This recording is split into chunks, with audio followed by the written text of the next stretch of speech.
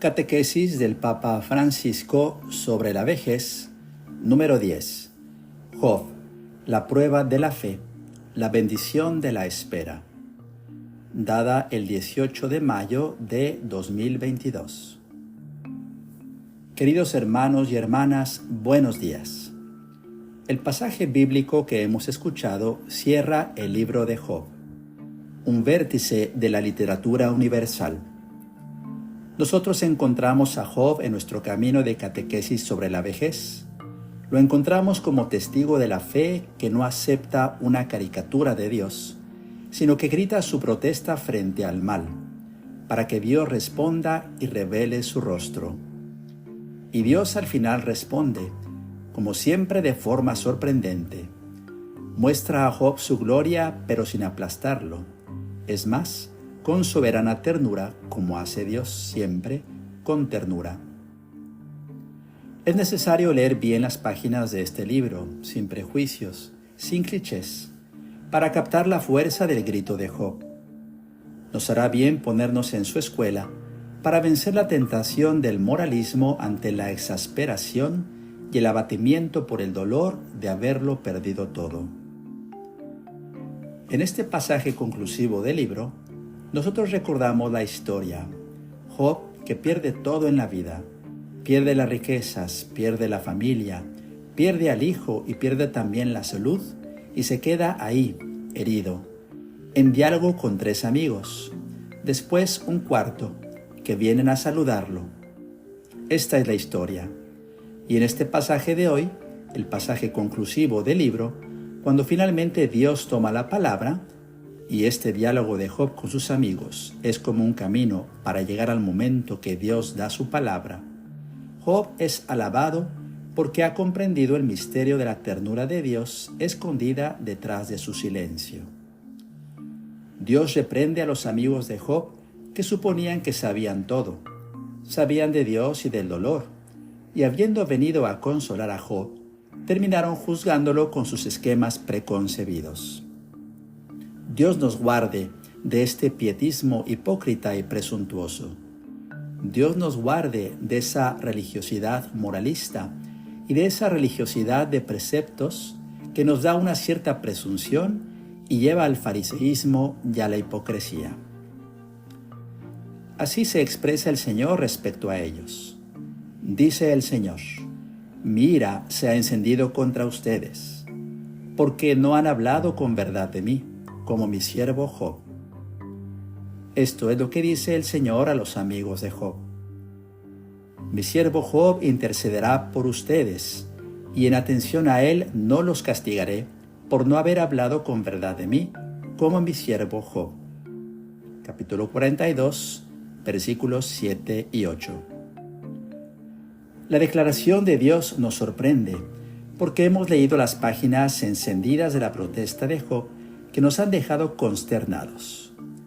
Sin embargo, dice el Señor, Job habló bien, también cuando estaba enfadado, e incluso enfadado contra Dios, pero habló bien, porque se negó a aceptar que Dios es un perseguidor.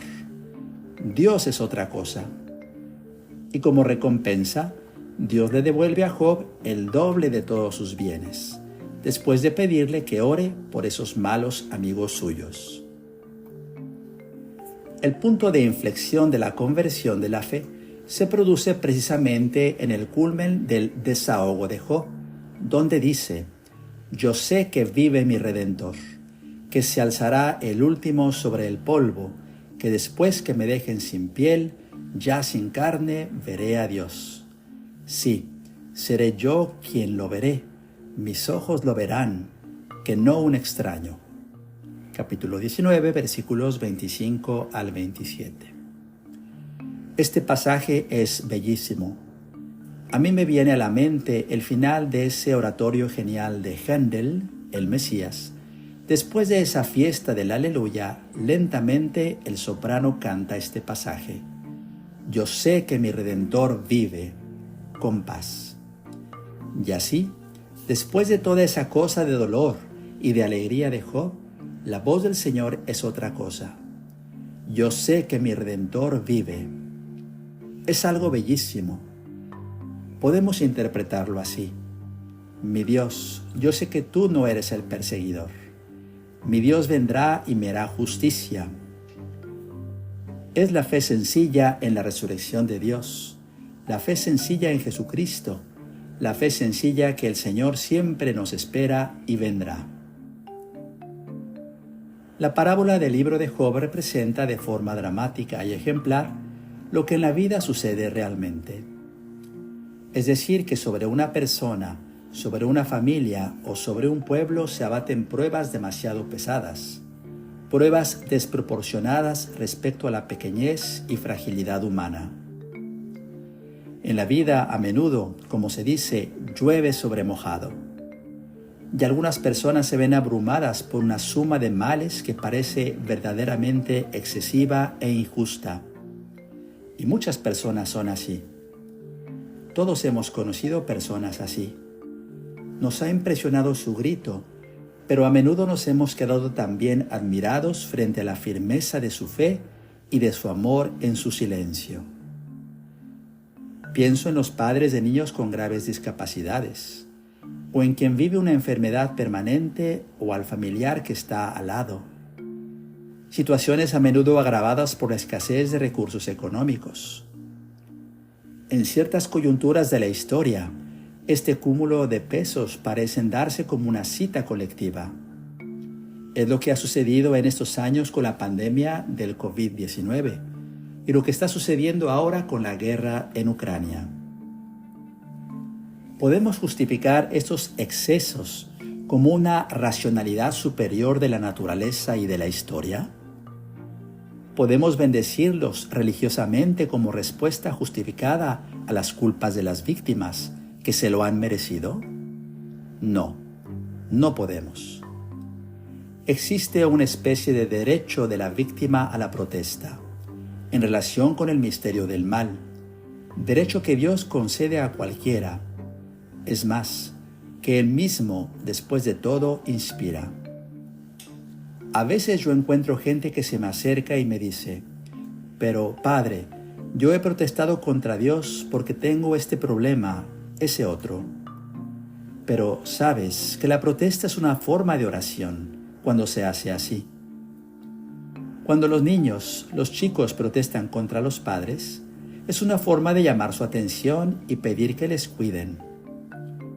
Si tú tienes en el corazón alguna llaga, algún dolor, y quieres protestar, protesta también contra Dios. Dios te escucha, Dios es Padre. Dios no se asusta de nuestra oración de protesta. No, Dios entiende. Pero sé libre en tu oración. No encarceles tu oración en los esquemas preconcebidos. La oración debe ser así, espontánea, como esa de un hijo con el padre, que le dice todo lo que le viene a la boca porque sabe que el Padre lo entiende. El silencio de Dios, en el primer momento del drama, significa esto. Dios no va a rehuir la confrontación, pero al principio deja a Job el desahogo de su protesta, y Dios escucha. Quizás a veces deberíamos aprender de Dios este respeto y esta ternura. Y a Dios no le gusta esa enciclopedia, llamémosla así, de explicaciones, de reflexiones que hacen los amigos de Job. Eso es jugo de lengua, que no es adecuado. Es esa religiosidad que explica todo, pero el corazón permanece frío. A Dios no le gusta esto. Le gusta más la protesta de Job o el silencio de Job.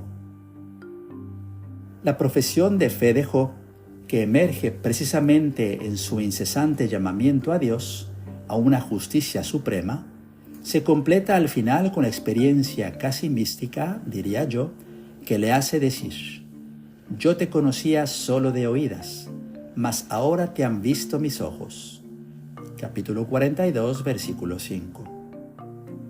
¿Cuánta gente, cuántos de nosotros después de una experiencia un poco mala, un poco oscura, da el paso y conoce a Dios mejor que antes?